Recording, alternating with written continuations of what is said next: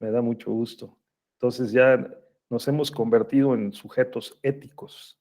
Le entendemos más a la ética. Y ahora vamos a ver eh, algunos temas relacionados con la ética judicial electoral en México, ¿no? Entonces es interesante porque pues yo estaba conversando con un amigo esta mañana y me dijo, oye, ¿qué clase te toca en la tarde? Y le dije, pues retos de la ética judicial electoral en México. Y me dijo, ah, caray, pues parece que según algunos, ¿no? Eh, parece que hay muchos retos y según otros parece que las cosas no están tan mal y otros piensan que están muy bien. Entonces, ¿qué posición asumir? ¿Desde qué perspectiva analizar los retos de la ética judicial electoral? Ustedes me dirán, ¿no? ¿Ustedes estiman que estas tres palabras, ética, judicial y electoral, en la actualidad, haga relación o referencia a la forma como se comportan los jueces? ¿Será eso, Liliana? Luis Antonio? ¿Será eso, Jonathan? La forma como o se deben comportar los jueces. Ética judicial, porque es judicial, tiene que ver con la judicatura, ¿no?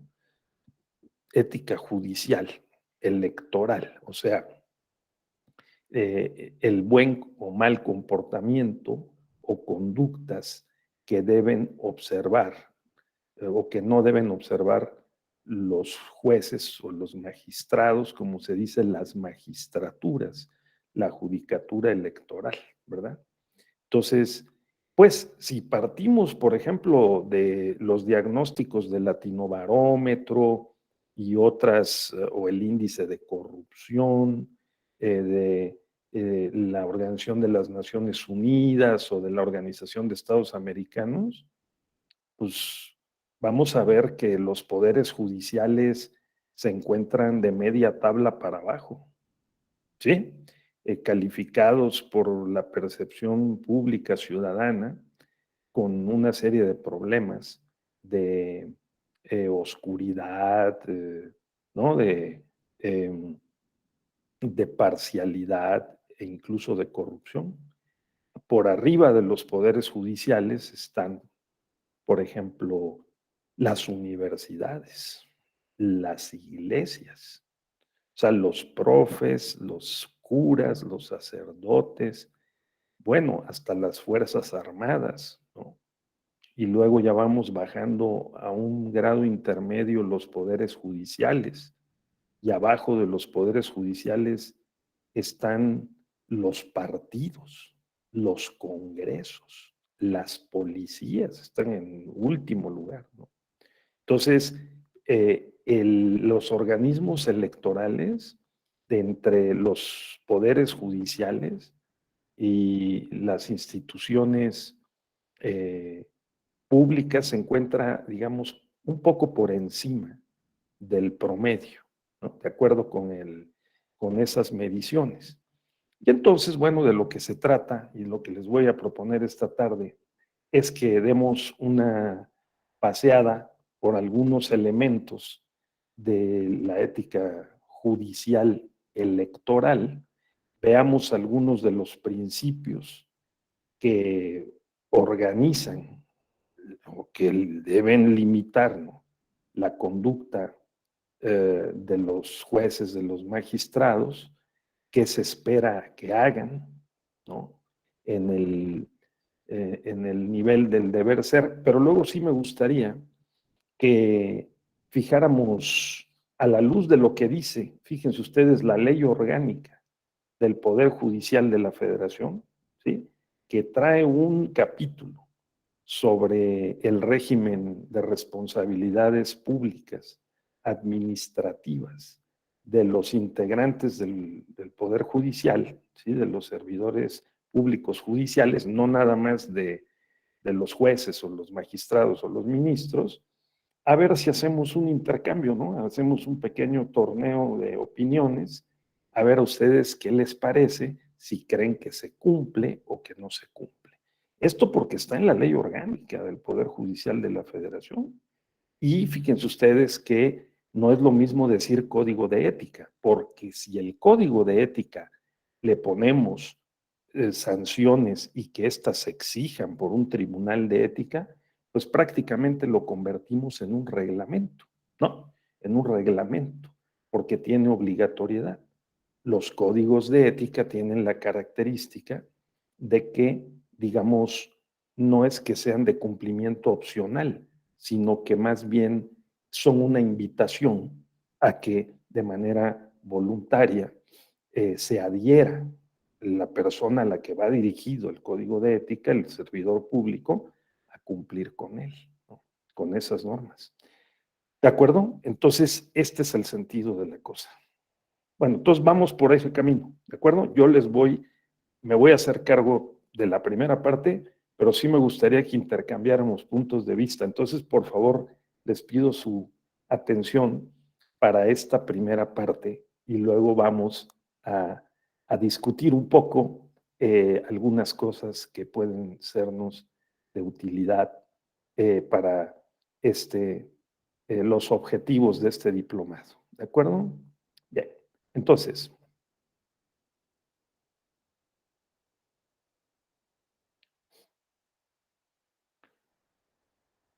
bueno, vamos a ver. Em, Permítame un segundito porque creo que este no es. Este no es. Déjenme un segundito. Recuperar el que sí es, ¿no? Muy bien. Este sí es. Entonces,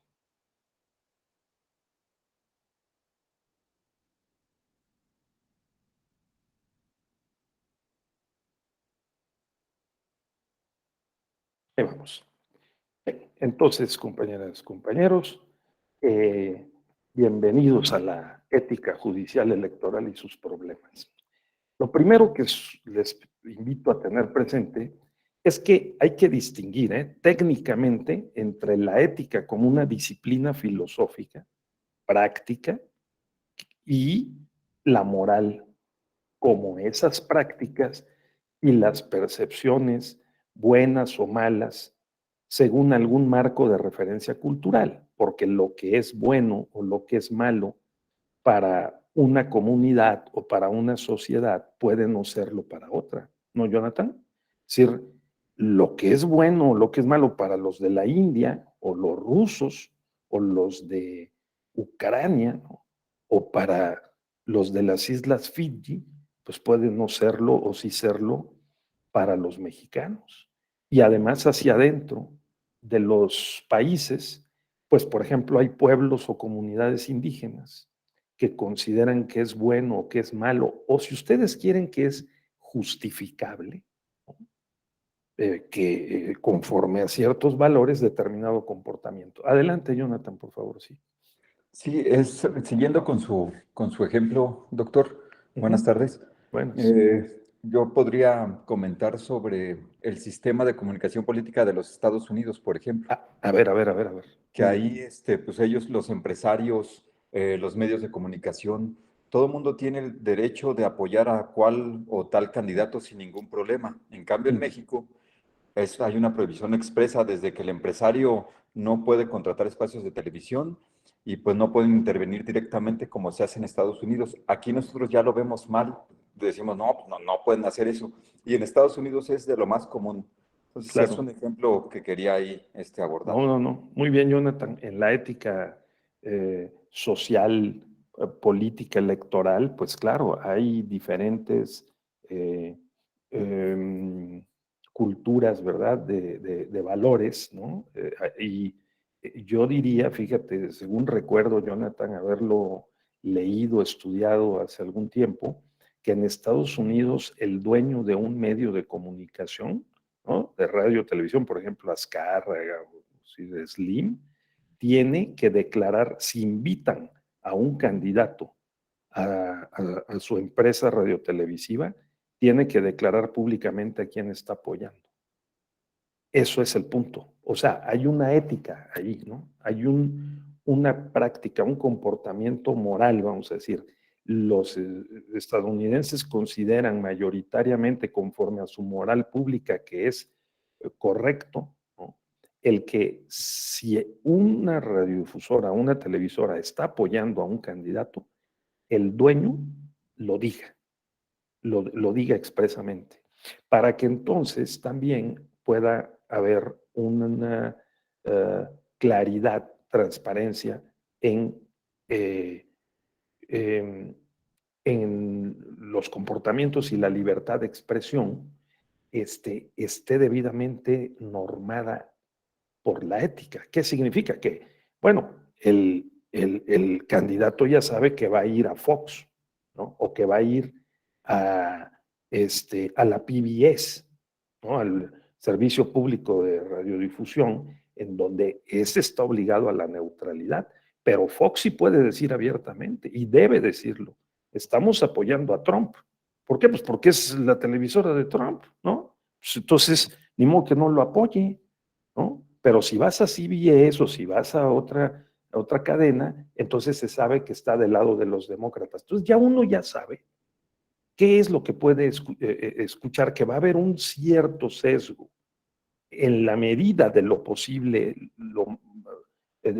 digamos, razonable de los entrevistadores, de los opinadores, pero que también hay más que un código de ética, ya hay ciertas prácticas que están normalizadas. Esto es, hay una obligación profesional de los entrevistadores, de los opinadores, de mantenerse lo más neutrales posible, ¿no? Sí, yo creo que este punto que tocaste, Jonathan, muy bien, es muy importante, porque nosotros en este tema del modelo de comunicación, de política, tenemos que hacer claramente una reconsideración, ¿no? Hay ya opiniones expertas y comunes en el sentido de que el modelo, más aún con la irrupción de las redes sociales, ha perdido efectividad, ¿no? Y al contrario, lo que hace es constreñir la libertad de expresión política, sobre todo en las campañas, que se requiere un debate amplio, ¿no? Este, eh, que salgan los trapos al sol, ¿no? Y que quede claro, pues, a quién vamos a elegir, ¿no? Eso es. Muy bien. Y del lado de la justicia, también se enfrentan problemas porque yo he venido sosteniendo, por ejemplo, Jonathan, nos detenemos en este punto por tu atinado comentario, que también es muy difícil para los jueces que eh, los consejeros y los jueces que ven los videos, ¿no? Que tienen que evaluar y juzgar sobre si hay calumnia, sobre si hay alguna violación al modelo de comunicación, tomarle una fotografía al video, ¿no? Es decir, puede estar descontextualizado, puede no corresponder puntualmente a la realidad y el colmo es que la multa, fíjense ustedes las multas que se impusieron la semana pasada a quienes más de 80 veces violaron el modelo de comunicación política durante el procedimiento de revocación del mandato, son multas cuyo monto son perfectamente costeables, de 30,000 pesos, de 80,000 pesos. Entonces, desde esa perspectiva jurídica y ética, pues en realidad desde el ángulo de los políticos, de los partidos y del propio gobierno o los gobiernos, pues estamos utilizando la jurisdicción electoral para atacar, ¿no? Y para denostar y para hacer más costoso, digamos, uh, para los candidatos, candidatas, el proceso electoral en términos de su imagen, de su percepción, pero no del impacto que pueda tener la sanción, ¿no, Jonathan? Entonces ahí hay como un círculo vicioso que hay que romper, ¿no? Muy bien, qué bueno que hiciste el comentario.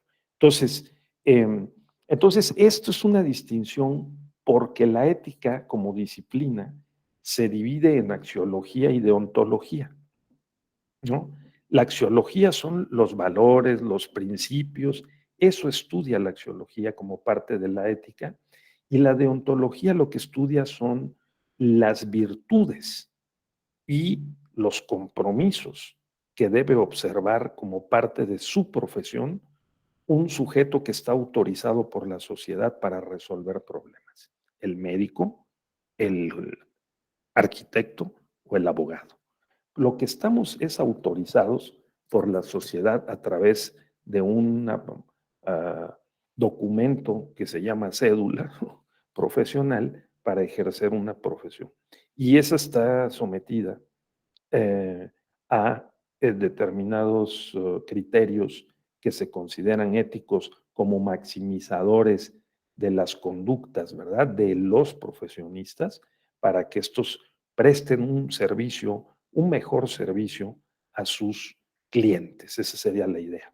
Entonces, ya sabemos que lo judicial hace referencia a lo que entendemos como justicia electoral, como un conjunto de medios de impugnación, ¿no?, que se resuelven en forma de juicio, en donde hay demanda, contestación, prueba, audiencias, alegatos, sentencias, y cada una de estas operaciones puede estar expuesto a violaciones no solamente jurídicas, sino también, digamos, éticas, porque el juez tiene que hacer ciertas operaciones en cada una de las etapas del procedimiento y puede tanto violentar los principios objetivos, ¿verdad?, que están en la Constitución, en los convenios internacionales, en las leyes, como los compromisos deontológicos, o sea, éticos de la profesión. Esa sería la idea.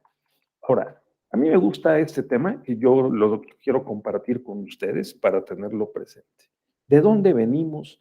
Y en todo caso, ¿por qué tenemos en nuestra cultura jurídica, social y política limitaciones para concretar eh, prácticas o conductas éticas, o vamos a decir morales, en el ámbito de la judicatura, ¿no? Por decir en el ámbito de la judicatura, pero realmente corresponde a, digamos, culturas éticas, vamos a llamarlos así, ¿no? Culturas de la moralidad pública. Miren, nosotros venimos en el mundo occidental en general, pero en particular en los países que estuvieron sometidos a un rey o a un monarca, como fue el caso de México, que durante 300 años estuvimos sometidos a una forma de gobierno monárquica, en donde no había elecciones, en donde se transmitía el poder de padres a hijos o a familiares dentro de una misma tronco familiar real, ¿verdad? Por la sangre, por la ascendencia del principio de la sangre y la descendencia por el principio de la sangre. Y obviamente los jueces eran unos jueces de élite pertenecientes a la clase noble. Los jueces no eran vulgares, los jueces eran nobles. Y esa nobleza estaba asociada al rey. En México teníamos, por ejemplo, virrey, teníamos real audiencia y la real audiencia cumplía doble función. Cumplía una función de que emitía algunas normatividades y también había oidores.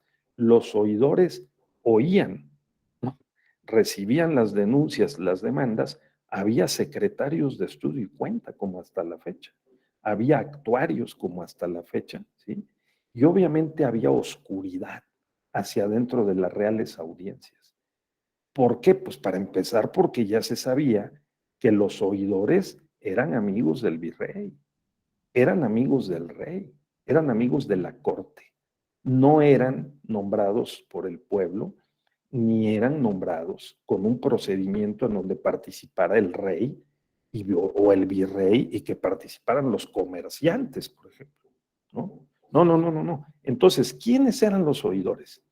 Bueno, si hacemos una recuperación de quiénes fueron los virreyes y quiénes fueron los oidores de la Real Audiencia y qué hacían durante 300 años, entenderemos un poco más el trabajo que nos ha costado en México y en América Latina el poder tener una judicatura independiente, imparcial y eficaz, ¿de acuerdo? Profesional, apegada a su propia cultura judicial y que esta cultura, digamos, sea el principal referente de su actuación. ¿Por qué? Pues porque es muy difícil. Para empezar, cuando el Estado mexicano se convirtió en independiente, la transición entre el modelo de la Real Audiencia y el modelo del Congreso, ¿sí?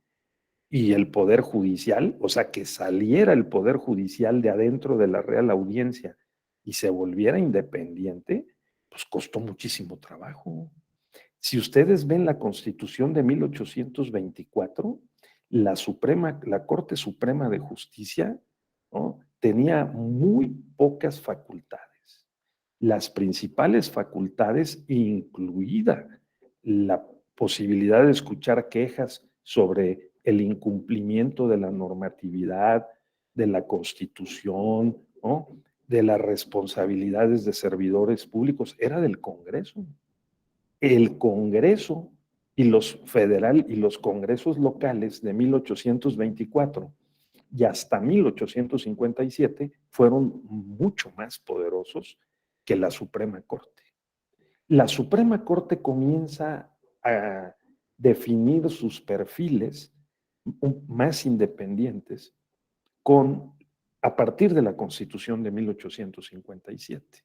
¿No?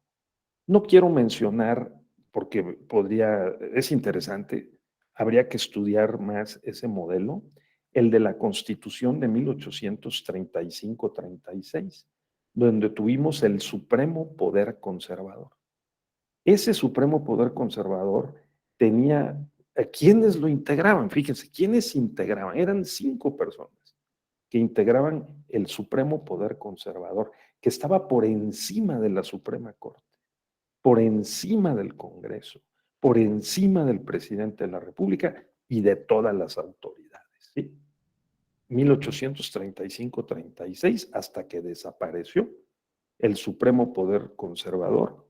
La década siguiente, en 1843, ¿no? 42, 43, pero ¿cuáles eran las facultades? Para empezar, ¿quiénes eran ellos? Tenían que haber sido presidentes o vicepresidentes de la República, senadores, diputados o integrantes del Consejo de Gobierno, ¿sí? Que era el que aconsejaba al presidente de la República. O sea, tiene que ser personas que además tuvieran 40 años cumplidos en una época en la que no se vivía más, pues, de 50 o 60 años, ¿no? Y entonces tenían que ser personas que estuvieran en la parte final de su carrera política, que fueran políticos, y si no en retiro, ya habiendo cubierto toda una carrera, para evitar que estas personas, bueno, primero para que aportaran su experiencia y segundo para evitar que estas personas quisieran luego ser senadores, presidentes de la República. Ojo con esto, porque este es uno de los criterios que se viene discutiendo desde hace algunos años para quienes quieren ser consejeros electorales o magistrados o ministros, ¿sí? El que, como le hacen en algunos países, se fije un cierto límite en la edad o un requisito de elegibilidad que garantice, aunque signifique una restricción a los derechos ciudadanos, ¿sí?, de integrar los órganos electorales, eh, de que de que se trate de la etapa terminal de su carrera. A ver qué opinan ustedes. Y de que no ambicionen ser políticos después de ser magistrados, consejeros o ministros. Guárdenlo ahí, por favor, porque esta es uno de los retos, ¿no?, de la ética judicial electoral. Sí. Segundo, eh, nos ha costado mucho trabajo porque fíjense ustedes que aun cuando entre 1857 y 1874 el Poder Judicial, la Suprema Corte en México, adquirió mayor fuerza e independencia porque el presidente de la Suprema Corte podía ocupar el cargo de presidente de la República si el presidente de la República se ausentaba de manera absoluta, ¿sí?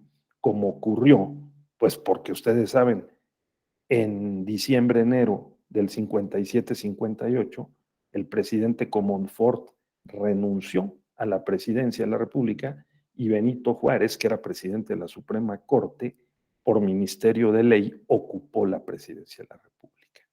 Entonces, ese camino para acceder a la presidencia lo quisieron seguir otros, ¿sí? Después de Benito Juárez, lo trató de seguir José María Iglesias, que era presidente de la Suprema Corte. Y José María Iglesias eh, demandaba que fuera la Corte la que resolviera las controversias políticas, ¿sí? La llamada, eh, la llamada ilegitimidad o incompetencia de origen del nombramiento de los gobernadores o de los políticos. Fíjense ustedes.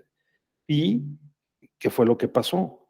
Pues que se impuso en 1881 una tesis contraria, que fue la tesis del presidente de la Corte, Ignacio Luis Vallarta, que acompañando o digamos, o concurriendo en esa época con Porfirio Díaz, ya presidente de la República y con una gran fuerza política y militar y una gran legitimidad política, pues el presidente de la Corte, Ignacio Luis Vallarta, dijo, no, el amparo no procede para amparar, para tutelar derechos políticos, lo cual hasta ahora está en el artículo 2 de la ley de amparo, ¿de acuerdo? Entonces, el juez mexicano, el ministro mexicano, ha estado durante mucho tiempo sometido al poder político. El juez mexicano del estado de legalidad durante 100 años, o sea, desde Ignacio Luis Vallarta en 1881 hasta la reforma de Ernesto Zedillo Ponce de León de 1994, salvo excepciones personales y alguno que otro momento de medio rebelión, ¿sí? De la Suprema Corte, pero en general fue una Suprema Corte políticamente menos influyente y más sometida al presidente de la República, ¿de acuerdo?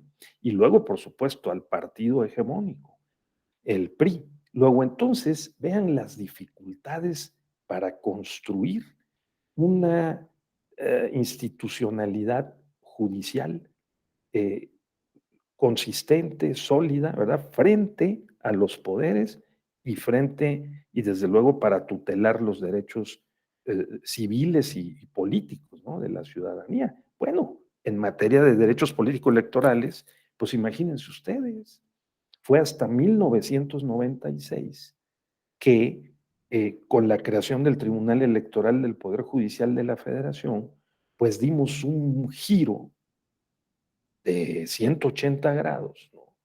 Para determinar que abandonábamos el estado de legalidad y empezamos la durísima construcción o reconstrucción del Estado de Derecho, pero constitucional, ¿no? El juez del Estado constitucional tiene más poder, como nunca en la historia de México, de 1994-96, por una combinación de factores en donde se hizo, hay más partidos políticos, se hizo plural el sistema de partidos, el presidente de la República perdió facultades porque el Poder Judicial se hizo más fuerte a costa del Procurador General de la República, que antes arreglaba las acciones de inconstitucionalidad y las controversias constitucionales. El presidente de la República le decía al Procurador General de la República priista, que era muy poderoso, decía, mira, háblale al gobernador y dile que se esté quieto o lo quitamos, ¿sí? Y se estaba quieto, ¿de acuerdo? ¿Por qué? Pues porque como todos eran del mismo partido, reinaba una ética de la disciplina partidaria y una regulación de las ambiciones políticas, ¿no? Que el presidente podía manejar. No había controversias constitucionales como las conocemos ni acciones de inconstitucionalidad, pero había un poderoso procurador general de la República que jugaba el doble papel de consejero del Ejecutivo, del presidente, y también, pues se supone que representaba a la sociedad, ¿no? Pero en realidad lo que era el abogado del presidente. Entonces, y era un abogado político. Nos ha costado mucho trabajo. El procurador era más poderoso que un ministro de la Suprema Corte de Justicia. Entonces, cuando en 1994 se cambian estos papeles, la Corte se vuelve más poderosa por las acciones y las controversias, y en 1996 se crea el Tribunal Electoral del Poder Judicial de la Federación, Jonathan, pues hay una transferencia de poder. Y esa transferencia de poder carga también con más responsabilidades jurídicas y éticas a la judicatura, ¿no? A los jueces, a los magistrados, a las magistradas. Entonces, aquí estamos en una nueva etapa, la ética del juez del Estado constitucional.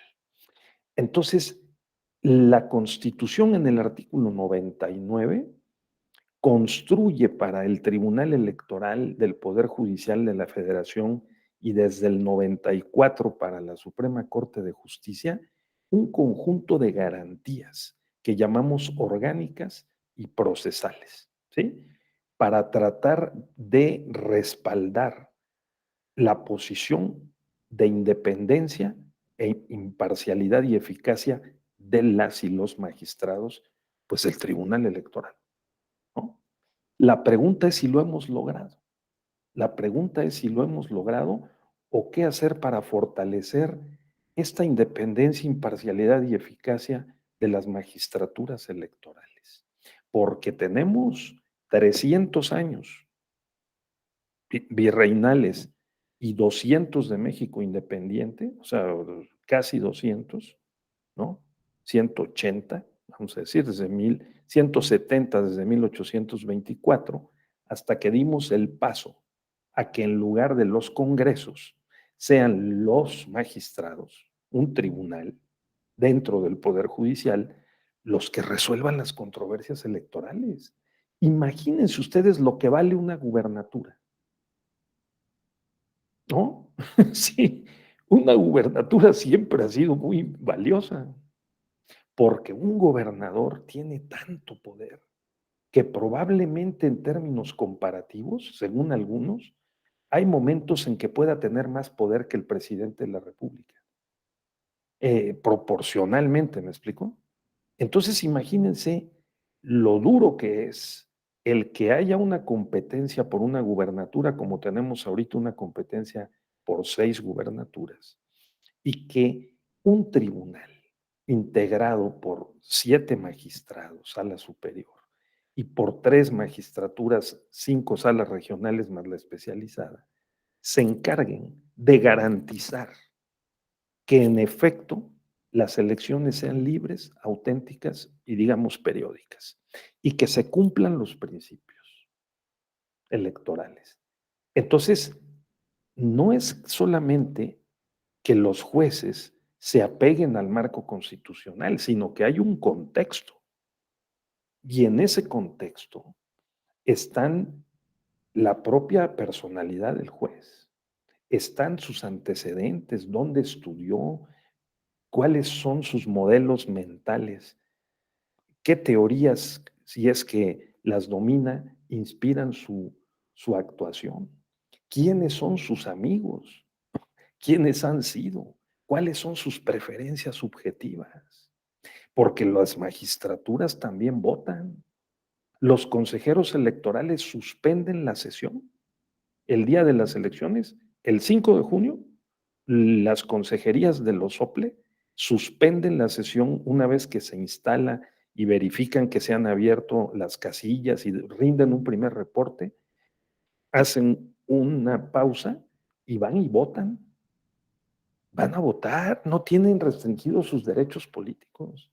Por ejemplo, el presidente del IFE o del INE de Canadá, donde también había un PRI, durante muchos años hubo un PRI que fue el Partido Liberal que gobernó 40 años en Canadá.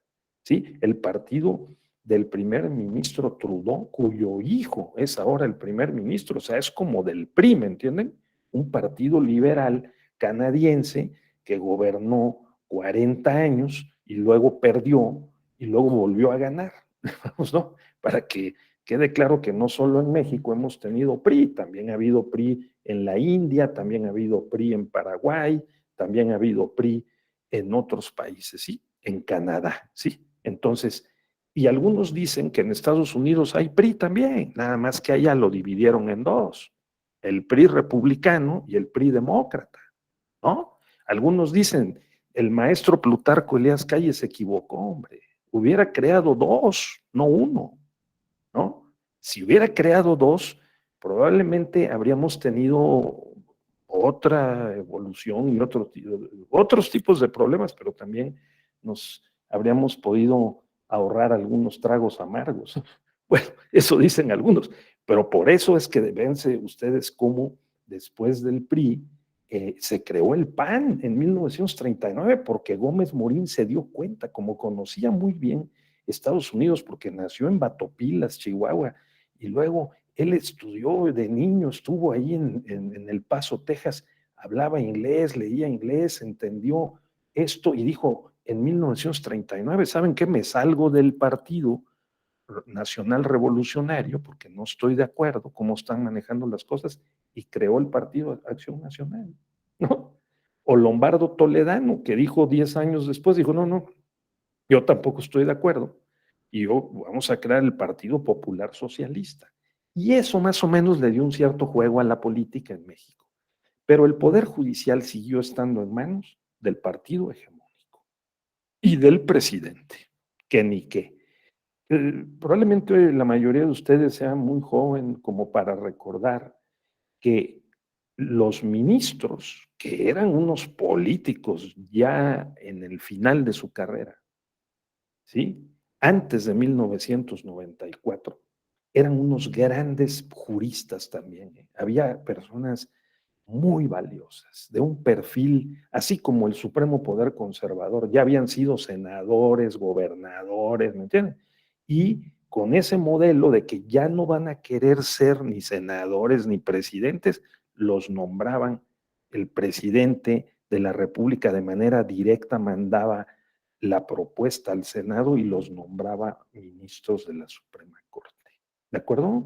Entonces, este modelito del Estado constitucional en donde hay una pluralidad de partidos, ya no hay solo uno hegemónico con un presidente fuerte, en donde el presidente ha perdido atribuciones y ya no es hiperpresidente, es hipopresidente, o sea, más pequeño, ¿no?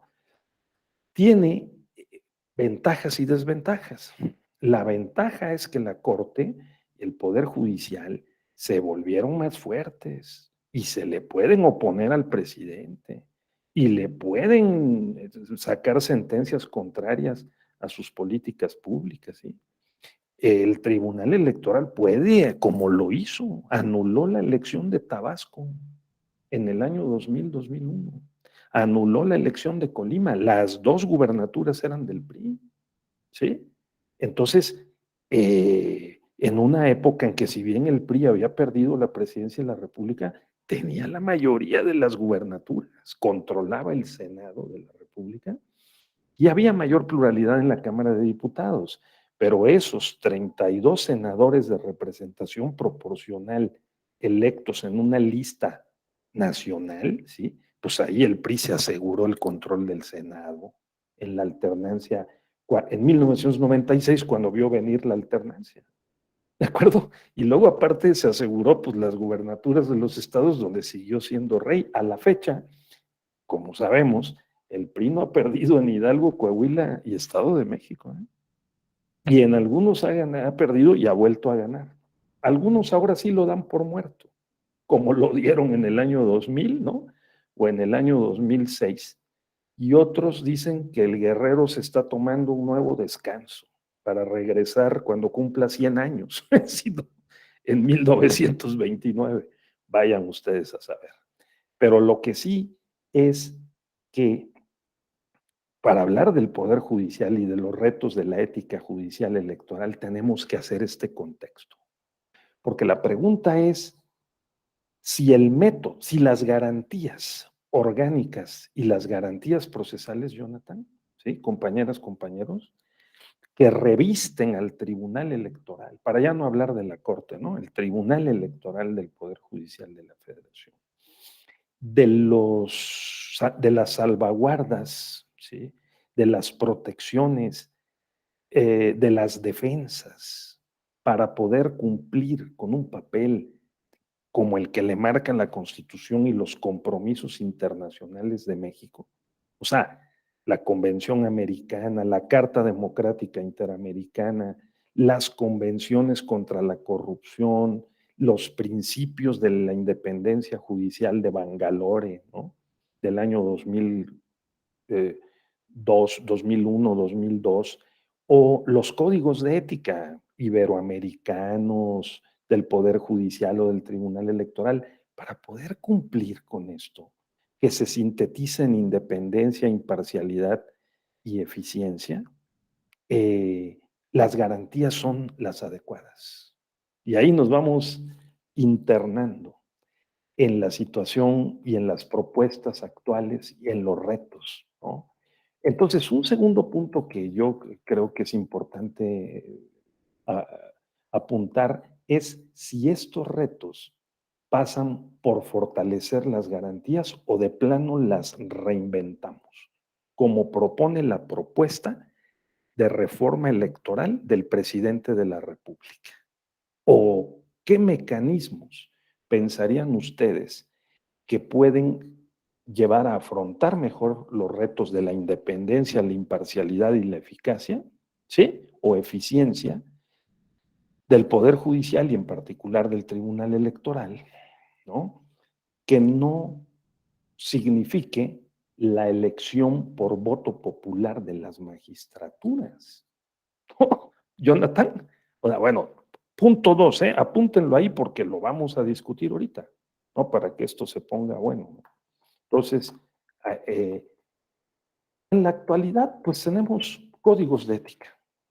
Por ejemplo, podemos decir que en cuanto a principios axiológicos, están todos los que ustedes gusten de la Constitución y las convenciones, ¿sí? El de los códigos de ética, primero de la Constitución y las convenciones y de las leyes, se derivan, pues, derechos fundamentales, entre otros los derechos políticos y político-electorales. Porque yo he sostenido que el derecho puede ser entendido como moral pública normativizada. Es aquello en lo que creemos y que demandamos, porque en ello creemos, que el proceso legislativo lleve a la Constitución y a las convenciones internacionales. Aquello en lo que creemos que es valioso. Creemos que son valiosas las elecciones libres, auténticas y periódicas. Todos los principios que regulan o rigen la función electoral, o sea, certeza, legalidad, independencia, imparcialidad, objetividad, transparencia, máxima publicidad, lo que ustedes quieran, ¿sí? Equidad, ¿sí? Neutralidad de los gobiernos, todo eso, ¿no?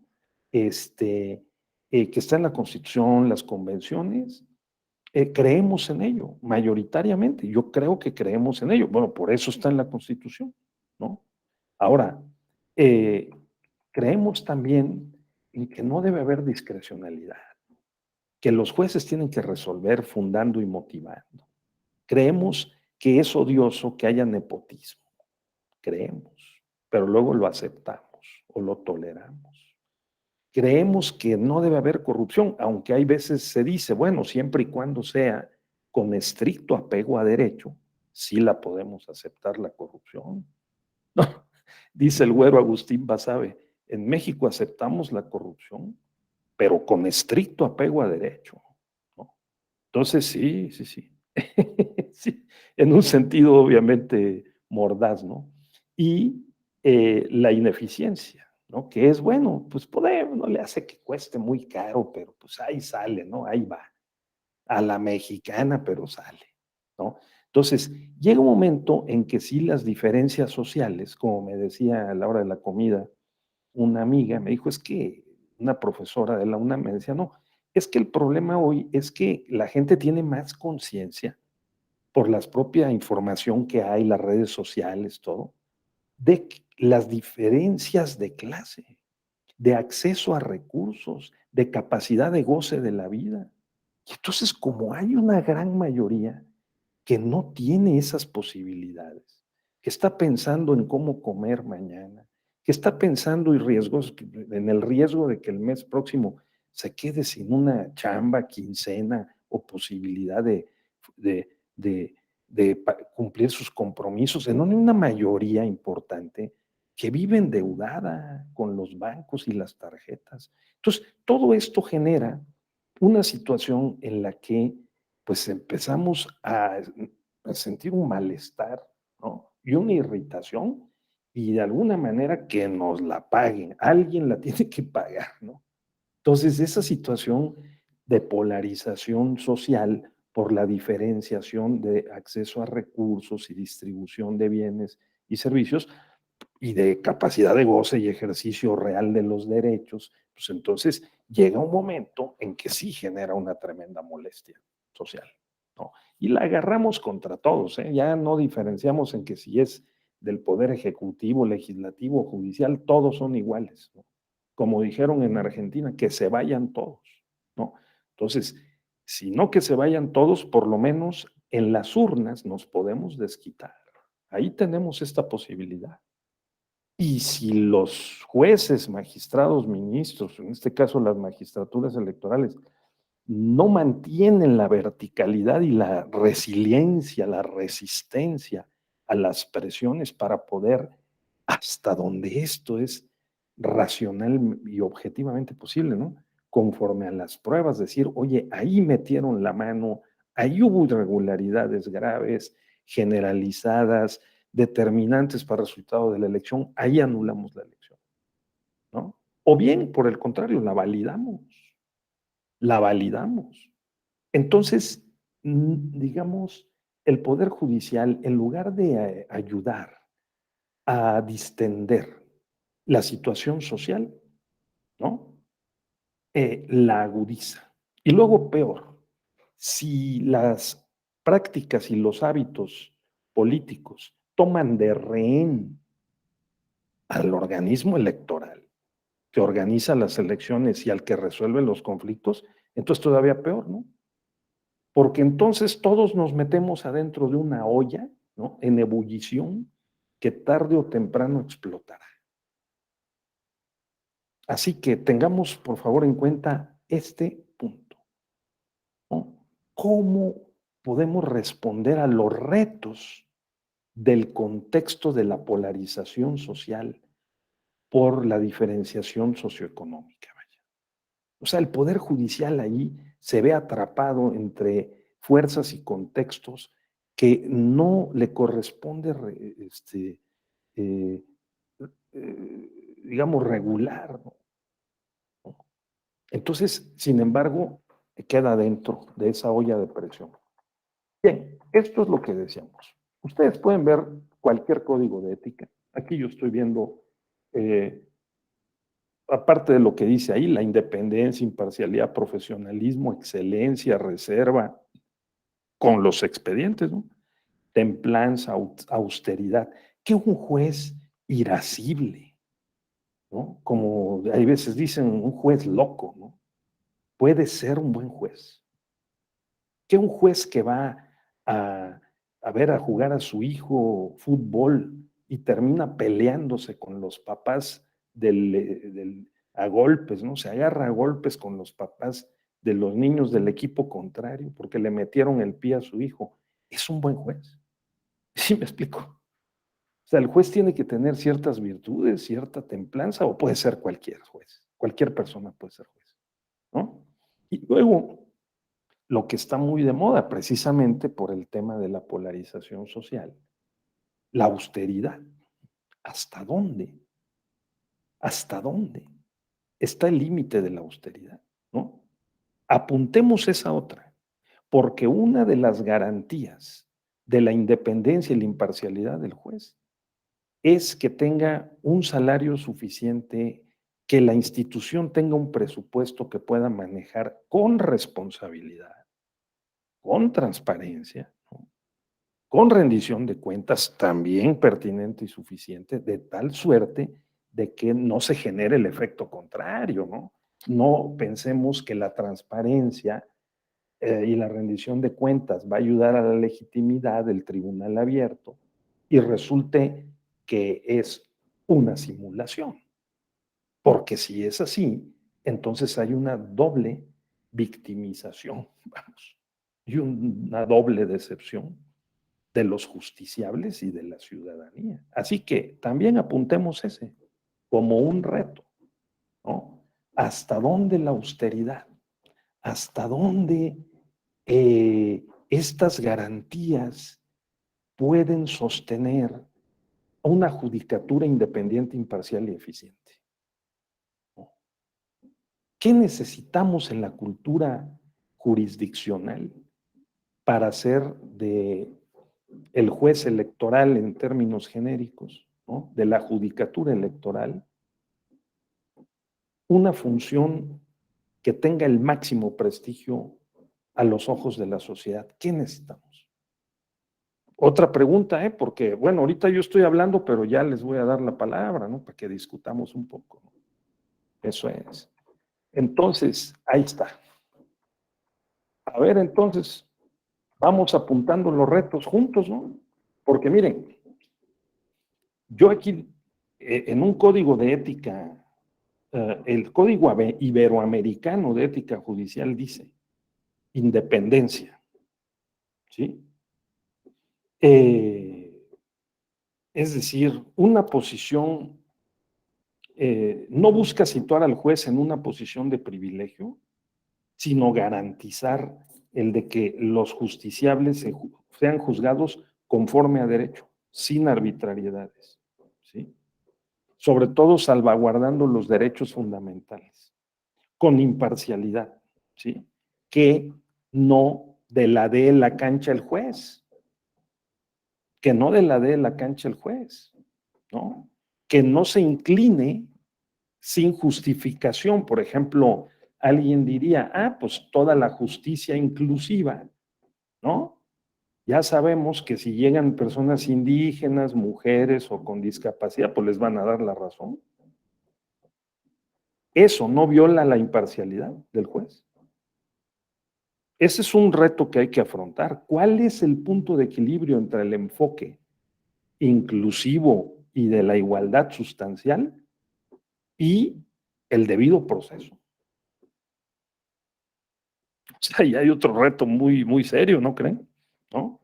Porque parecería que el principio de igualdad sustancial de, de género, ¿no? Por razones de género, intercultural, el tema de pueblos y comunidades indígenas y otros grupos vulnerados o desaventajados, personas con discapacidad, migrantes, etcétera, ¿sí?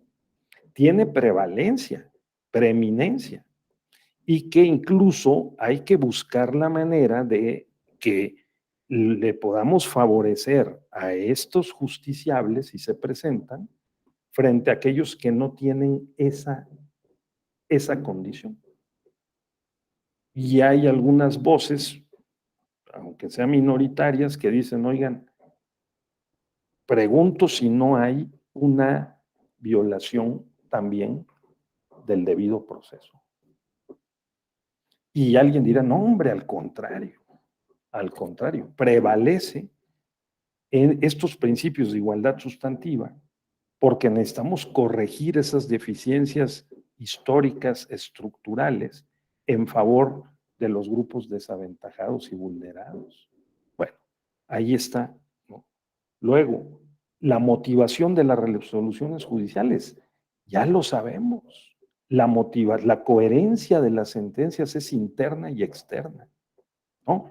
Interna porque si el tribunal zigzaguea y como hoy dice una cosa, mañana dice otra, ¿no? Pues entonces también pierde credibilidad, legitimidad. La coherencia también es externa. O sea, lo que le plantean las partes tiene que atender el tribunal. O sea, tiene que ser exhaustivo y resolver todas las cuestiones planteadas en la demanda y en la contestación o informe justificado del tercero interesado, ¿no? Perjudicado. ¿De acuerdo? Sí. Tienen que estar motivadas esas resoluciones, debidamente. Además, no es tan sencillo motivar, ¿sí? Ya no digamos justificar, que es más allá que motivar, que es decir por qué tomamos la decisión y la argumentamos en un sentido y no en otro. O sea, eso lo hacen pocos, ¿eh? Y eso hay que observar. No es igual justificar que motivar, porque una motivación puede ser correcta, pero no verdadera, ¿no? Entonces hay que examinar las posibilidades de motivación que había, porque la decisión pudo ser en otro sentido y no fue, ¿no? Entonces, ahí hay otra. Otra, el conocimiento y la capacitación permanente de los jueces. ¿Dónde está esa capacitación? ¿No? Y, por lo tanto, la carrera judicial. ¿Dónde está la carrera judicial? Electoral. ¿Verdad? La justicia y la equidad, ¿no? Que haya estos datos en la mente y en el ánimo del juez, que como decía yo hace un rato, resuelva conforme a derecho, pero también sea sensible a los problemas sociales. El sistema de responsabilidades institucionales que sí funcione, porque si no, entonces, pues, ¿de qué sirve? ¿No? Todo en la parafernalia, si no hay manera de responsabilizar a un juez, ¿no? Entonces, aparte hay otros principios o valores como la cortesía, ¿no? La integridad del juez en toda su vida, no nada más en el ámbito profesional y en la función de juzgar, ¿no? La transparencia, como ya decíamos, ¿no? Pero que sí sea de veras, ¿no? Porque ya decíamos cuando participábamos, su servidor más activamente en el ámbito pues, de los órganos de transparencia, ¿no? Que sea verdadera rendición de cuentas, no rendición de cuentos, ¿no? Porque podemos también simular ahí, ¿no? Maquillar las cifras y de todo lo demás, ¿no? El secreto profesional, la reserva del expediente. El juez no puede decir qué opina, sino sobre el asunto que está sometido a su jurisdicción o aquel que muy probablemente se va a someter a su jurisdicción, ¿no? Debe ser prudente, diligente y con una honestidad, vamos a decir, suficiente, si no es que a toda prueba. ¿De acuerdo? Entonces, todas esas son elementos que el juez debe de, eh, de preservar.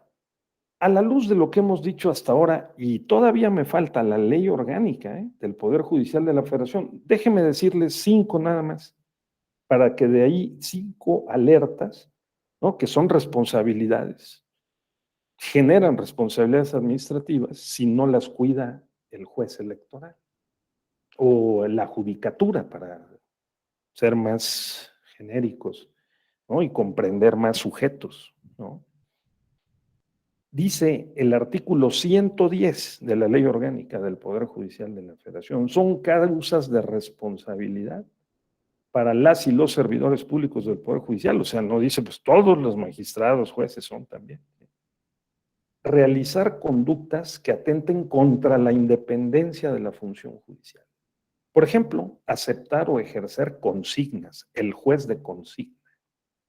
Ya sabemos que ese juez o ese magistrado o magistrada va a votar en favor del partido, ¿sí? Así que ya contamos con su voto de antemano, ¿no? Presiones, encargos o comisiones, o cualquier acción que genere o implique subordinación indebida, respecto de alguna persona del mismo u otro poder. ¿Ustedes consideran que es conforme a la ética que un gobernador le preste el helicóptero a un juez para que se vaya de vacaciones? Tal vez sea su amigo, ¿no? De la infancia, de la prepa o de la carrera. Pero aunque no pueda no estar expresamente prohibido en ningún lado, es conforme a la ética mejor abstenerse, ¿no? ¿O no? Porque pondría en riesgo por lo menos la apariencia del buen juez, ¿no? Sí. Realizar conductas que atenten contra la independencia, ¿sí? Inmiscuirse indebidamente en cuestiones del orden jurisdiccional que competen a otros órganos del Poder Judicial. O sea, que el ministro le vaya y le diga al magistrado electoral cómo debe resolver. Por ejemplo, tener una notoria ineptitud o descuido en el desempeño de las funciones o labores. Tiene los expedientes ahí, no circula a tiempo los proyectos, no lee, ¿no? Depende de sus secretarios de estudio y cuenta que lo pueden decir cosas que no corresponden al expediente. ¿Qué tal esa? ¿Sí? Pues ahí están, ¿no? Los retos implícitamente están ahí, ¿no? Ni tan implícitamente, ¿sí? Eh, conocer de algún asunto o participar en algún acto para el cual se encuentra impedido. Oigan, yo me acuerdo que quien era el presidente del Tribunal Electoral del Poder Judicial de la Federación, cuando se dio la nulidad de la elección de la gubernatura de Tabasco, se tuvo que excusar, porque en una entrevista banquetera le preguntaron, oye, ¿y cómo ve el asunto de Tabasco? Y por una distracción, un descuido que no solía incurrir en ellos, le dijo, un amigo me dijo que había estado bien la elección. ¿Qué te parece, Jonathan? Sí. O sea, o sea, lo trajeron 2 meses en la prensa, 2 meses en la primera plana, ¿no? El principal periódico de oposición que conocemos, ¿no? O sea, lo trajo y lo trajo y lo trajo hasta que se excusó de conocer del asunto y no votó en la nulidad de la elección de Tabasco por un pequeño desliz. Juliana, no cometamos esos deslices de las declaraciones, ¿no? Cuando tenemos un cargo con una investidura especial, ¿no? Con una responsabilidad. Podría ser que la convicción, la ética de la convicción, esto es lo que dice Max Weber, fíjense qué interesante, Jonathan, ahí. Max Weber distinguió entre la ética de la convicción y la ética de la responsabilidad. Está bien bonito, ¿no? Entonces les voy a leer un parrafito, ¿sí? Buenísimo. Dice Max Weber, dice, es preciso que veamos con claridad que toda acción éticamente dirigida puede acoplarse a dos máximas cuyos fundamentos difieren entre sí irremediablemente. ¿Es posible orientarse de acuerdo con la ética de la convicción o conforme a la ética de la responsabilidad? Por favor, no lo olvidemos, ¿sí? Ética de la convicción y ética de la responsabilidad. Naturalmente, no es que la ética de la convicción sea igual a la falta de responsabilidad. Fíjense qué elegante, ¿no? Ni que la ética de la responsabilidad sea semejante a la falta de convicción. O sea, no porque yo haga lo que quiero o lo que prefiero, no quiere decir que no sea yo responsable con esas preferencias y esos actos. Y al contrario, no porque yo haga lo que debo hacer, no quiere decir que no tenga yo mi ética de la convicción. Pero dice Weber aquí, no se trata de eso en absoluto, pero ciertamente entre un modo de proceder conforme a la máxima de una ética de la convicción, cuyo ordenamiento religiosamente hablando dice así: el cristianismo obra bien y deja los resultados a la voluntad de Dios. El cristiano obra bien y deja los resultados a la voluntad de Dios. Y el otro, de obrar según la máxima de la ética de la responsabilidad, tal como la que ordena tener presente las previsibles consecuencias de la propia actuación, existe una enorme diferencia. Ah, caray. O sea, yo digo, pues ahí se va. Yo voy a resolver así, ¿no? Sí, total. Si genera una consecuencia equivocada, ¿sí? Ya será de Dios, como dicen en mi tierra, en Oaxaca, ya estará de Dios, ¿no? A la voluntad de Dios, las consecuencias. Dice Max Weber, no, no, no, no, no, no, no, no, nada, no estará de Dios, ¿no? Sino que hay que obrar conforme a la máxima ética, la ética de la responsabilidad. Tener presente las previsibles consecuencias de la propia actuación. Hay, entre una y la otra, hay una gran diferencia. Es un poema. Les recomiendo una vez más el librillo que pueden bajar de internet de Max Weber que se llama El político y el científico. ¿De acuerdo? Porque cuando el político obra conforme a la ética de la convicción, lo aplaudimos. Es su convicción. Él cree en eso, lo defiende con toda pasión y emoción y puede incluso hasta no ser completamente racional. Pero es el político, dice Max Weber. Tiene que tomar partido. ¿Sí? Dice Max Weber, el científico tiene que ejercer la ética de la responsabilidad, ¿no? Tiene que ponderar entre la pasión y la razón y tiene que hacer que prevalezca la racionalidad y lo que sea más útil para la sociedad. El científico tiene que mantener una neutralidad, ¿no? Lo que no quiere decir que no tenga una ética de la convicción, porque también puede tener un partido, también puede tener preferencias políticas. ¿Qué tiene que hacer el consejero? ¿Qué tiene que hacer el magistrado? ¿La ética de la convicción o la ética de la responsabilidad? ¿No? ¿El magistrado es un ser político que tiene que actuar conforme a la ética de la convicción? ¿O es un ser que se debe aproximar más a la actitud del científico y actuar conforme a la ética de la responsabilidad?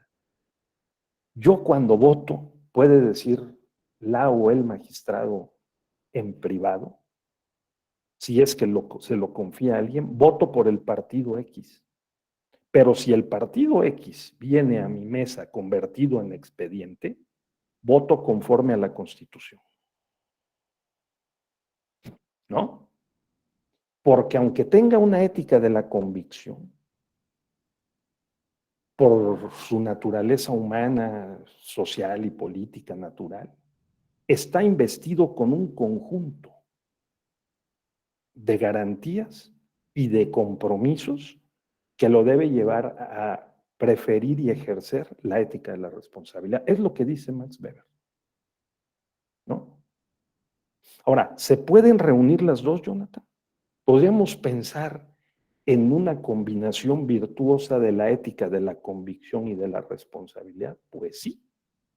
Max Weber dice, precisamente si logramos que la convicción se sincronice con la responsabilidad o al revés, la responsabilidad y la convicción, entonces el resultado será óptimo, el proceso y el resultado, ¿no?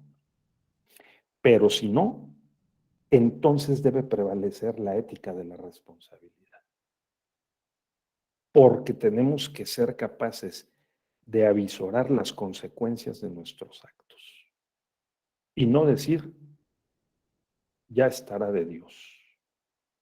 ¿De acuerdo?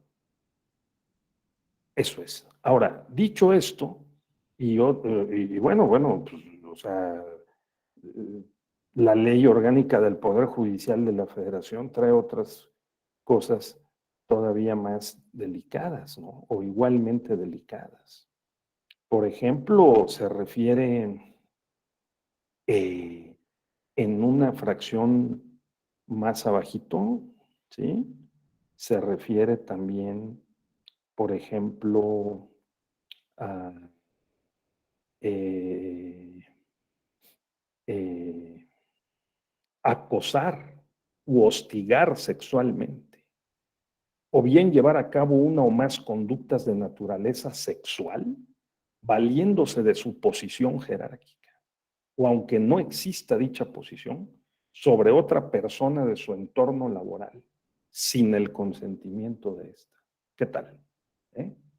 Es la ley orgánica del Poder Judicial.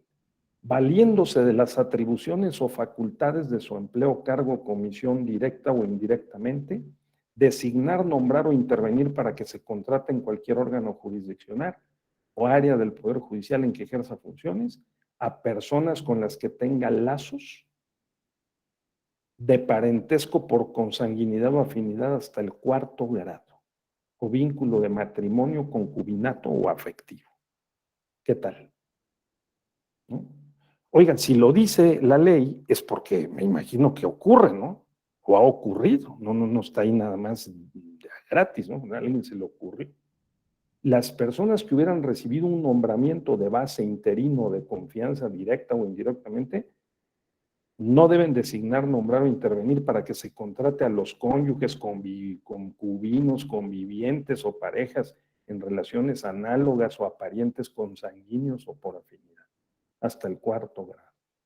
Ahí está. Ahora sí, venga la sentencia, ¿no? De parte de ustedes. ¿Cuál sería el principal reto a resolver, compañeros, de la ética judicial electoral en México hoy? ¿Cuál creen que sea el principal problema? ¿No? ¿Cómo creer más en el Poder Judicial, en el Tribunal Electoral, en las magistraturas? ¿O cómo lograr que sean más independientes e imparciales? Que los nombren por elección popular, como plantea el presidente de la República. ¿Quién estaría de acuerdo que levante la mano? ¿No? Y quien no, pues que no. Y como dijo el general Cheris, y el que no, que no. ¿No? Sí. ¿No? Bueno, parece que no, ¿verdad? ¿Cuáles son las razones de la proposición de la elección popular de las magistraturas? De acuerdo con la exposición de motivos, ¿no? Que no dependan de ningún otro interés económico, corporativo, ni político, o sea, ni de los partidos, ni de alguna corporación privada. ¿Ustedes creen que eso se logre por la vía de la elección popular? ¿No?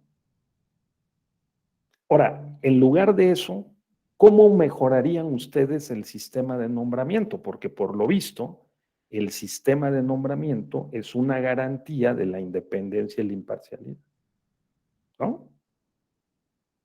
¿Qué, qué le introducirían al procedimiento de nombramiento de los consejeros o de los magistrados?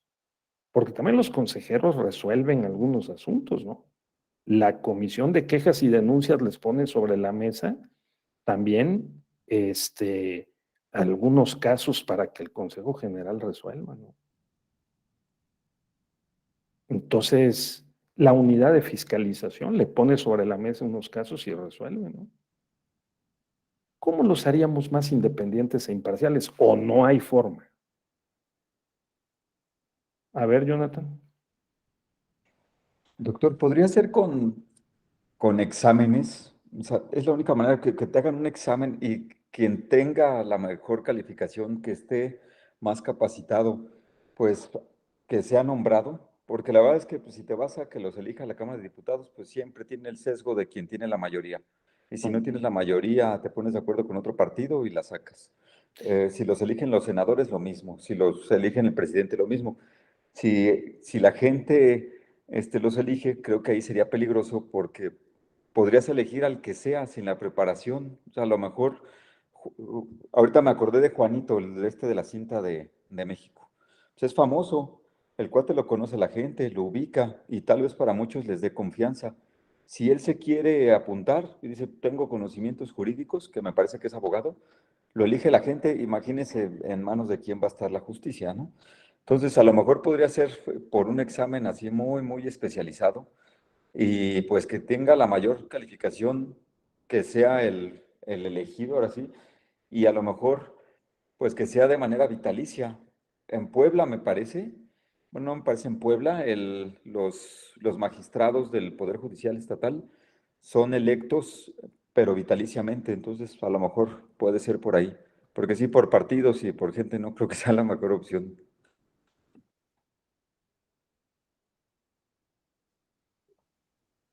Jonathan dice que en la forma del nombramiento, una posibilidad, estábamos haciendo gimnasia, ¿no? El examen técnico y un periodo vitalicio. O sea, nombrados para siempre. Entonces, eso sería una posibilidad. A ver, Ubaldino, ¿qué otra? ¿Cómo lograr más independencia e imparcialidad? Yo considero que respetando cada uno los poderes de la Unión, ¿no? ¿Que, que, Los concu poderes, que concurran en el nombramiento? no, o sea, cada quien en su área, lo O sea, que es que a los jueces los nombren el Poder Judicial. Ok, exactamente, para ok. que se respete la carrera judicial, porque vemos muy detenidamente que hay gente que nombran en el Poder Judicial y no tienen carrera judicial.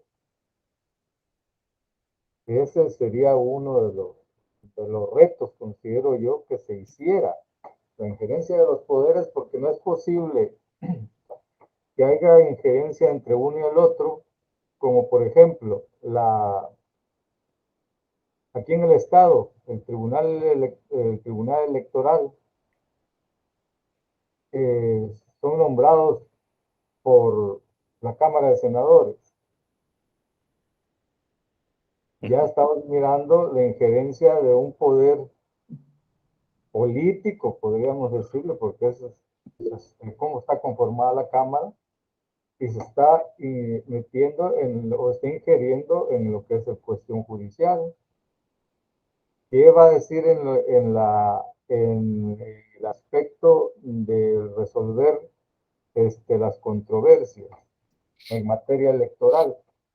Automáticamente el juez no tiene tanta imparcialidad, sino que el magistrado, si no se va a ir a favor de quien lo puso. Ahora, Para mí que no debería de ser. ok.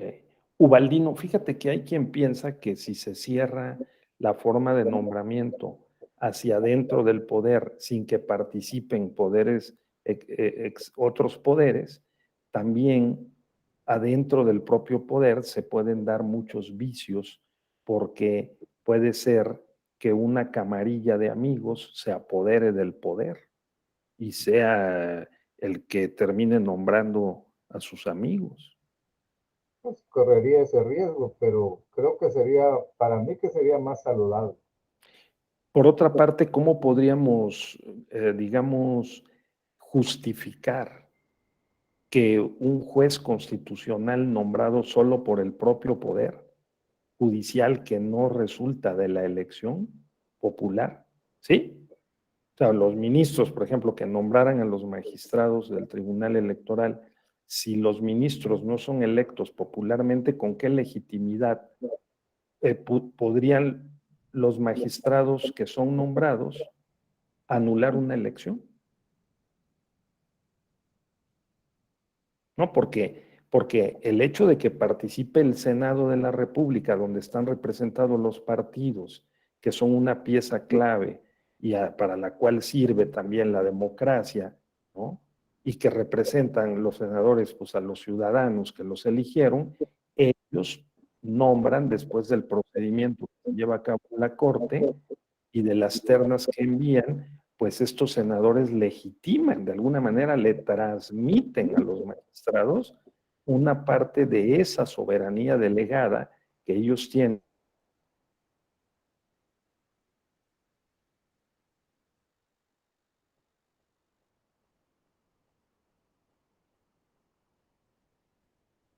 Votos de los ciudadanos, ¿no? O sea, no está tan fácil, ¿no? Pero es respeto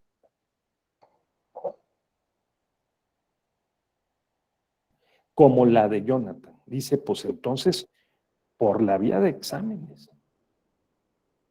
Pero entonces tendría que salir la convocatoria, Jonathan, ¿no? De la Suprema Corte, se presentarían los exámenes y los que quedaran en los primeros lugares, digamos, el Senado los tendría que mandar obligatoriamente, o sea, sería nada más una validación, pues, por ejemplo, ¿no? Sí. Ahora, ¿ustedes colocarían algún tipo de restricción a la edad para ser magistrado? A ver, Jonathan. O le estamos dejando toda la chamba a Jonathan, o no sean así. A ver, Yo creo que Jonathan. sí, doctor, porque imagínese, pongo mi ejemplo, no así clarísimo. Yo cuando salí de la carrera, la verdad es que tienes los elementos, pero realmente no sabes cómo hacer justicia en casos muy particulares. Sí, tienes toda la teoría, todo el rollo, pero ahora sí necesitas experiencia, y yo creo que de muchos años. Yo voy a cumplir 40 años y todavía sigo leyendo y sigo aprendiendo todo lo nuevo que va saliendo, entonces estás actualizado. Imagínense si puedes ser a los 25 años ministro, pues no vas a saber hacer nada. Digo, lo entiendo de los diputados, porque pues ya ahí sí, ya ve cada cosa que hay, pero pues les contratan 20 asesores y ahí más o menos hacen la chamba, ¿no? Y eso no muchas veces bien. Entonces yo creo que sí debería haber una restricción de edad y también una restricción de conocimientos o de carrera, incluso maestría, doctorado, algo así para tener candados más eficientes y pues que se haga justicia de manera correcta. ¿De qué lado pondrías la restricción, Adolfo, por ejemplo, Laura, a lo que dijo Jonathan? ¿Pondrían la restricción del lado del ingreso, de la entrada, o del lado de la salida? Porque de las dos formas se ha pensado que pueda funcionar para proteger más, ¿no? La imparcialidad.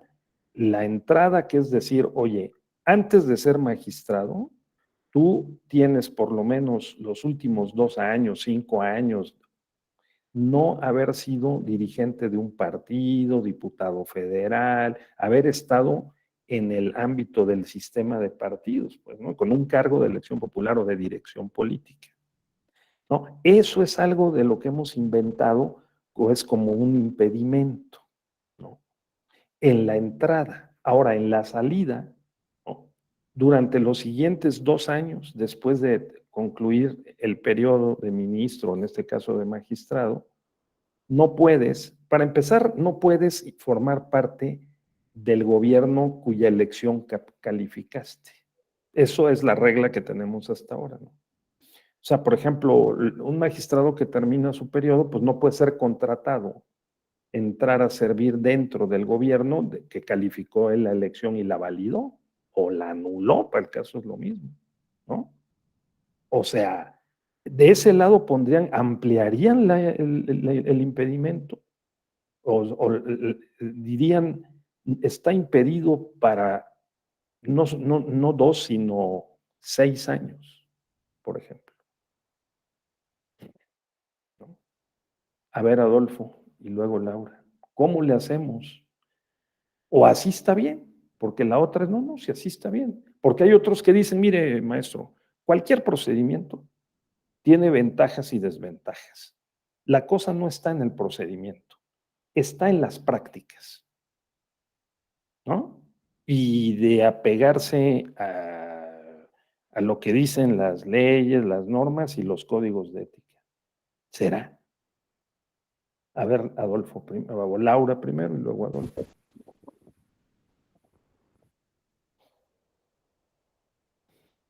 O primero Gracias. Adolfo.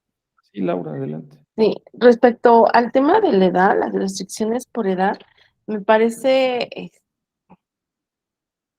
me parece un tema delicado, ¿no? Porque el tema generacional también es muy importante. Un juez es un ser humano que aparte de los conocimientos, pues también tiene ideología. Esa ideología muchas veces también, y su percepción también está basada en la experiencia, pero también en el conocimiento. Entonces, la experiencia no está peleada con el conocimiento. Me parece que no podría ser un tema generacional, porque tanto los jóvenes profesionistas y jueces, yo creo que tienen que aportar mucho una visión nueva, como también la experiencia es muy importante en materia jurisdiccional, ¿no?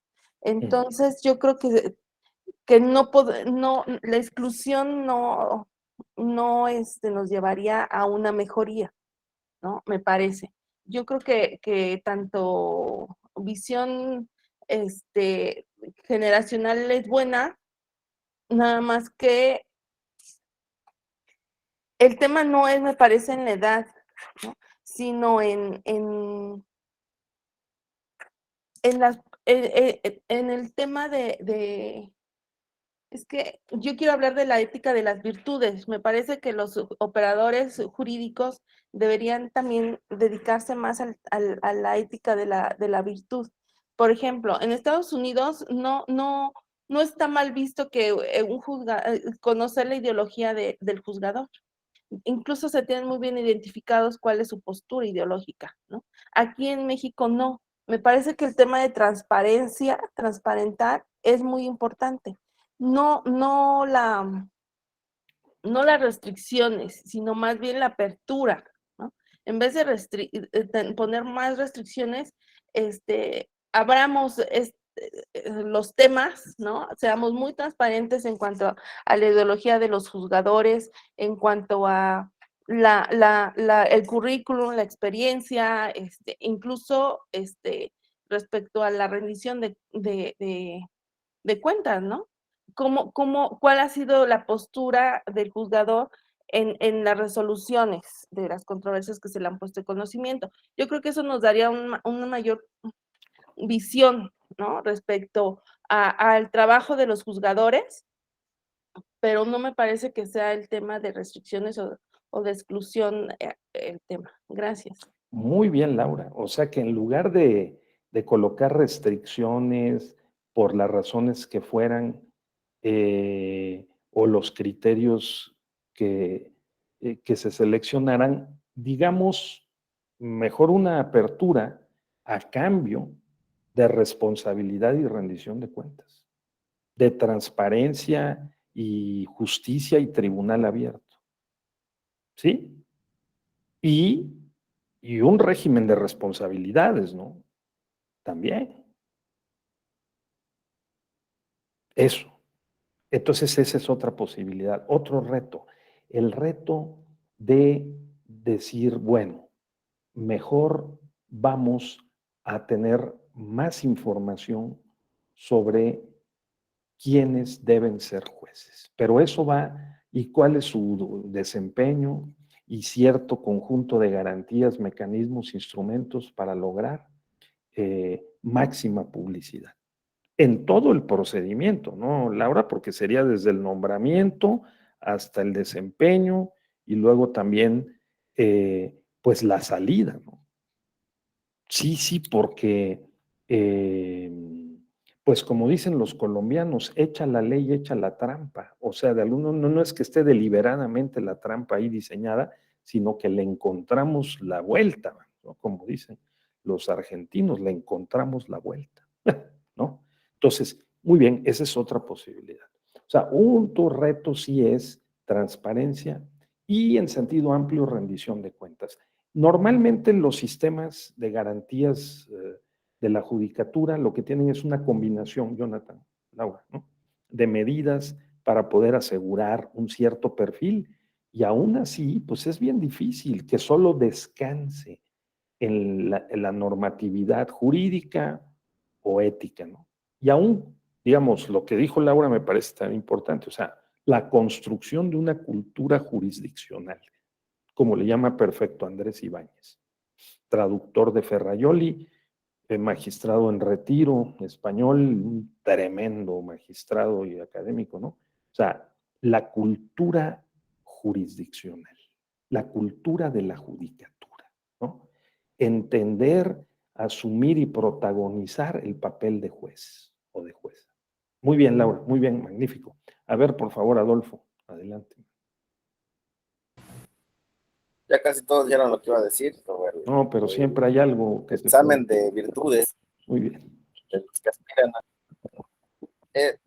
Ahora sí, hablando sobre una manera de elegir a los jueces, a los consejeros en materia electoral, eh, yo diría como ejemplo el proceso para acceder a la maestría en la Escuela Judicial Electoral, ¿no? Que se me hace muy, muy buena el proceso, porque te hacen un ¿Cómo examen de es? conocimientos muy completo y también evalúan tu currículum, los cursos que hayas tenido, si tienes maestría en materia electoral, ¿no?, en otra carrera, si has tenido diplomados, cursos, y eso es para ingresar a la maestría.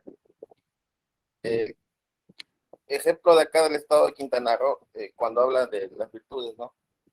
Un magistrado electoral del tribunal local quiso participar como consejero del Instituto de Transparencia.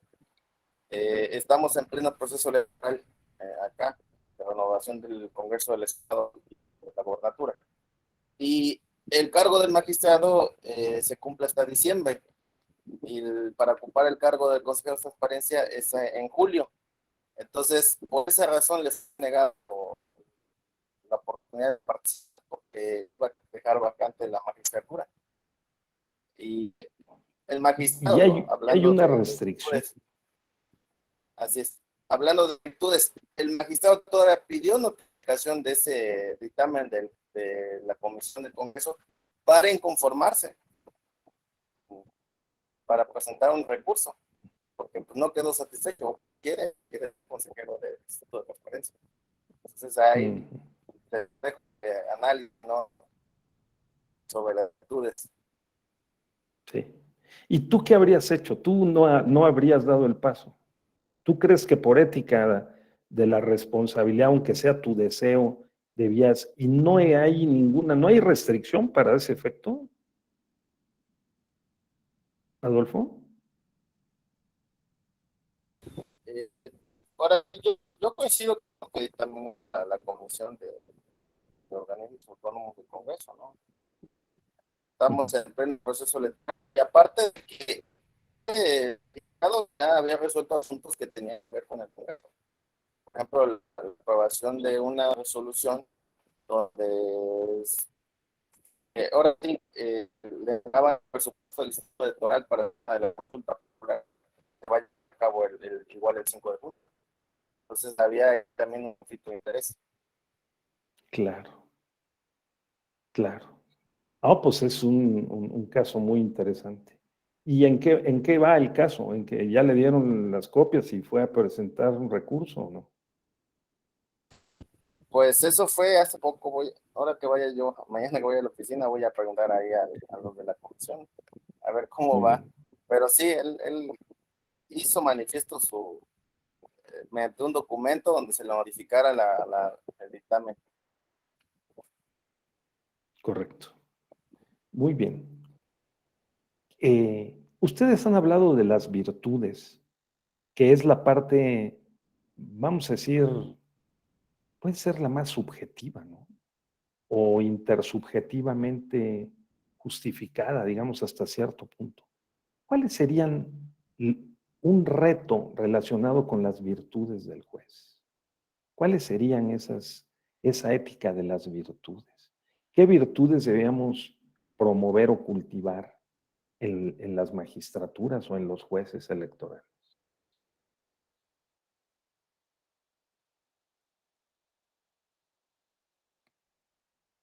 No, porque, a ver, Laura, porque la Constitución dice claramente en el artículo 100, ¿no? Sobre excelencia, honestidad, imparcialidad, eficiencia, ¿no? Y los pactos y las declaraciones, los principios internacionales, pues también traen ahí un conjunto de virtudes o de valores que el juez debía cultivar. ¿Cuáles serían, Laura, los que estimas más importantes? Sí, adelante. Y más importante, me parece que una jerarquización es muy complicado realizar respecto a estos valores, ¿no?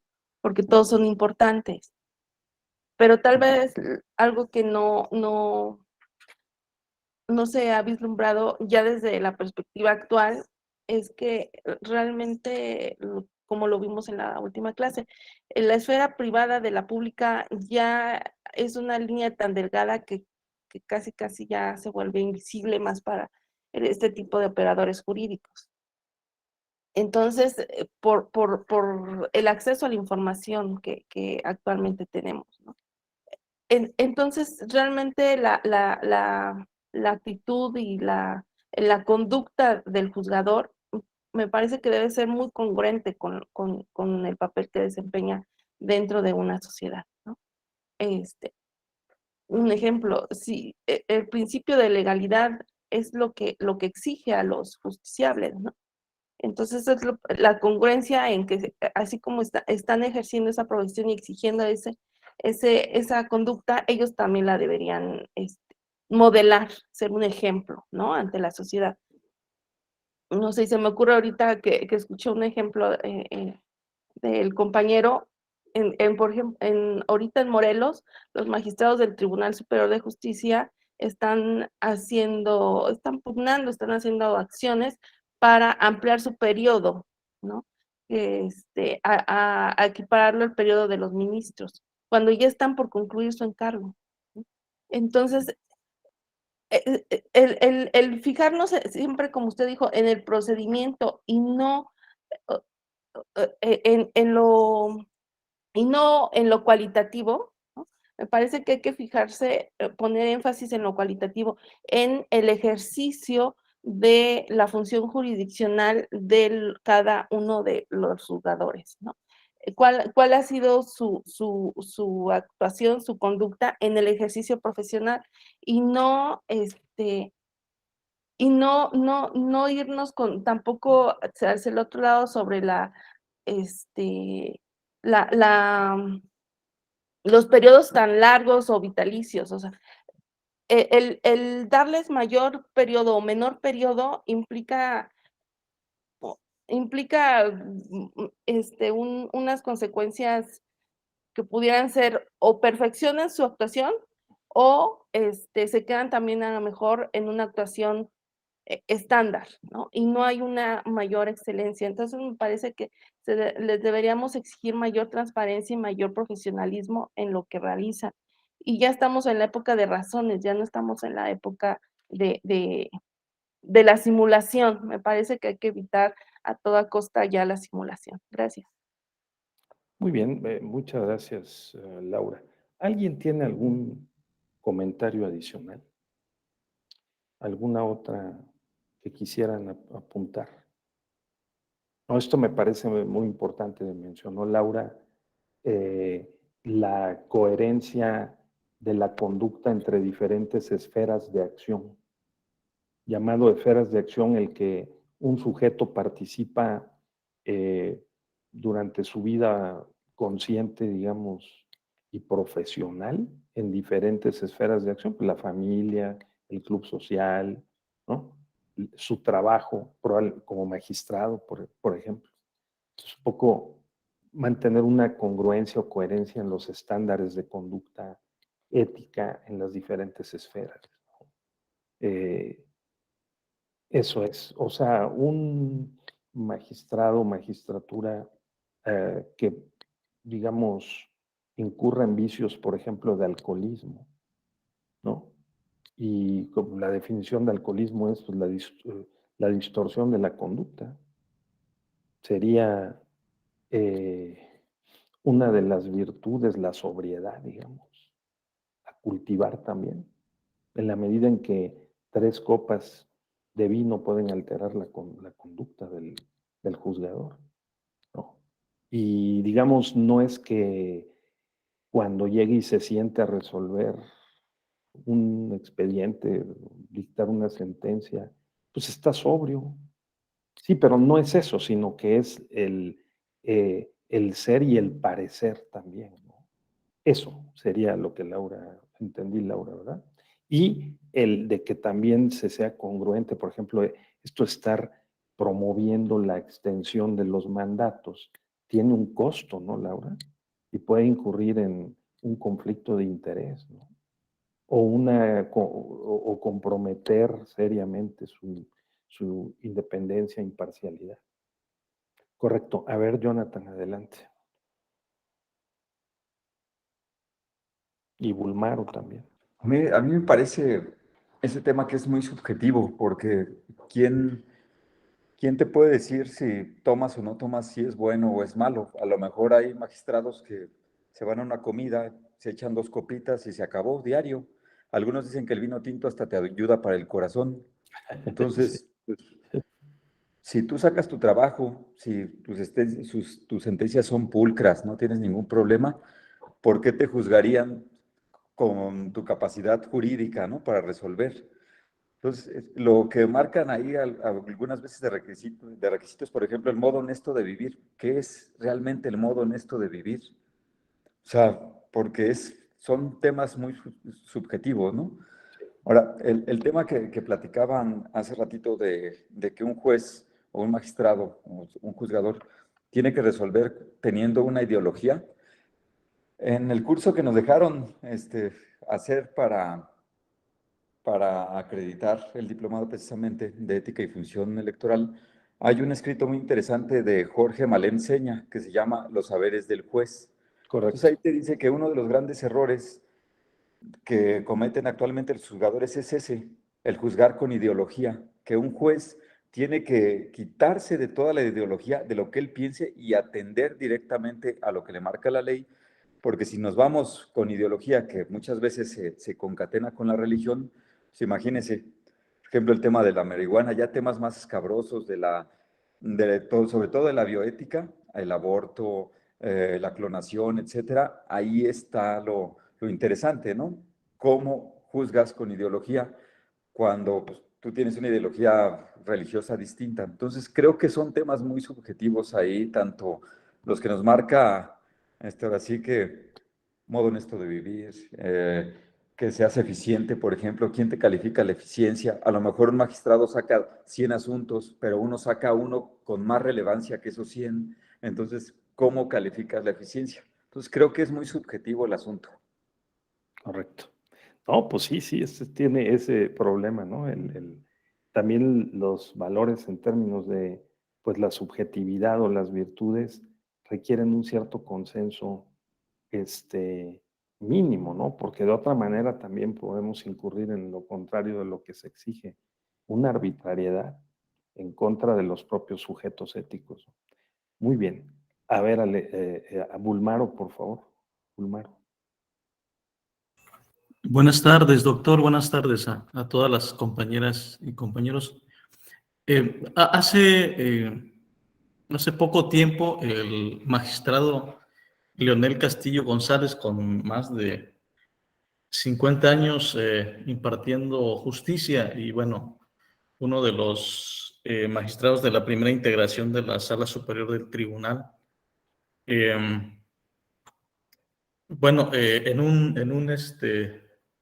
una conferencia que lo invitaron y luego lo hicieron un libro que se llama La prudencia como cualidad esencial para el buen juez. Señala, explica una serie de cualidades que debe reunir todo juzgador, ¿no? Entre ellos, por ejemplo, la experiencia, lo que también he estado escuchando aquí, la experiencia, la capacidad de diálogo, la humildad, como por ejemplo para cambiar posturas, ¿no? La actualización constante, el tiempo que le tiene que dedicar también a la judicatura, a la intuición, la autolimitación, ¿no? Lo que también se decía este, eh, con los jueces, ¿no? La cordura y el buen trato. Es decir, es una serie de cualidades que no es tan fácil llevarlo a la práctica, pero que en el caso de particularmente de los jueces, yo creo que sí se debe tomar muy en cuenta, ¿no? Gracias, doctor. Al contrario, muchas gracias, Bulmaro. Sí, esa está muy buena. O sea, el juez debe seguir siendo una persona normal, ¿no? Es decir, con esas virtudes, la humildad, la capacidad de poder reconsiderar, ¿no? De no sentirse eh, iluminado, que tiene la verdad única, ¿no? Eso es poco la prenda también de la humildad de aceptar que se está siempre aprendiendo y que se puede uno equivocar, ¿no? Entonces, y hacer lo más posible por no equivocarse, ¿no? Entonces, muy bien, Bulmaro. Esa, ¿no? Pues el maestro Leonel Castillo, que lo apreciamos mucho y efectivamente un juez muy experto y con grandes cualidades. Correcto. ¿Alguien más, para cerrar, quisiera hacer alguna expresión final? Y si no, bien, pues nos podemos ir despidiendo. Creo que ha sido muy interesante, muy útil. Yo he aprendido. Laura, dijiste cosas muy sensibles, muy interesantes. Jonathan, ¿no? Bulmaro, Ubaldino, pues muchas gracias por sus expresiones. Adolfo, Alejandro, los compañeros y compañeras que están aquí. Espero que pues hayamos redondeado y fortalecido más nuestra comprensión sobre el tema y de que pues somos humanos, ¿no? Y de que pues sí hay culturas en las diferentes esferas de acción profesional y hay que mantener la ética de la convicción, pero también la ética de la responsabilidad. Un adecuado, que siempre es frágil, equilibrio entre estas dos concepciones de Max Weber, que a mí me parece muy interesante y vigente, mientras que por el otro lado está eh, la ética de las virtudes, que tiene que ver con la deontología profesional renovada, digamos, y ahora en un contexto todavía más complejo, que es lo líquido, ¿no? Como dijo Sigmund Bauman, ¿no? Así la sociedad líquida, el Internet, las redes sociales, los magistrados pueden tener amigos en Facebook y, y, y después pasar a que esos amigos sean justiciables en un asunto en materia electoral. Deberían diferenciar. ¿Eso es posible? No hay problemas de cruce de esferas, ¿no? Entonces también ahí hay otra franja de retos, ¿no? En los cuales pensar. Muy bien, pues muchas gracias, compañeras, compañeros. Eh, que tengan ustedes muy buena tarde, noche, y seguramente nos veremos en una próxima oportunidad, ¿eh? Que estén ustedes muy bien. Buenas noches. Gracias. Muchas gracias por todo. Felicidades. Bien.